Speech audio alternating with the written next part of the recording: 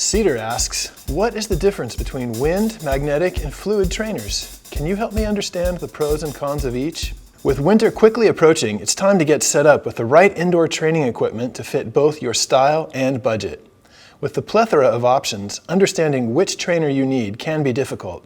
There are 3 different types of trainers, and they are wind, magnetic, fluid. Wind trainers are the cheapest and most basic option out there. They use fins to create wind resistance, and the faster you pedal, the greater the resistance. Wind trainers are the most affordable option and are just as stable and easy to set up as more expensive trainers. The biggest con of a wind trainer is noise.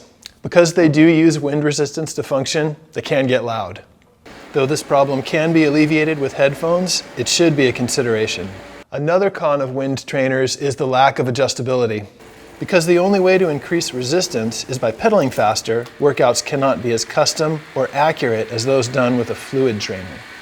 Magnetic trainers are the middle-of-the-road option in terms of both price and features.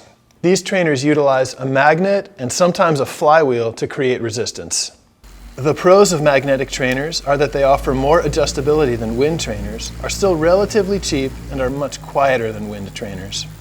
A chief complaint about magnetic trainers is that their resistance curve is very linear, meaning it doesn't feel realistic. This could be a problem for those needing to spend a lot of time on their trainers.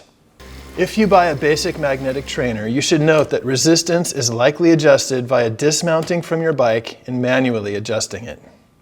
This can, however, be avoided by purchasing a magnetic trainer with a remote. Finally, there are fluid trainers.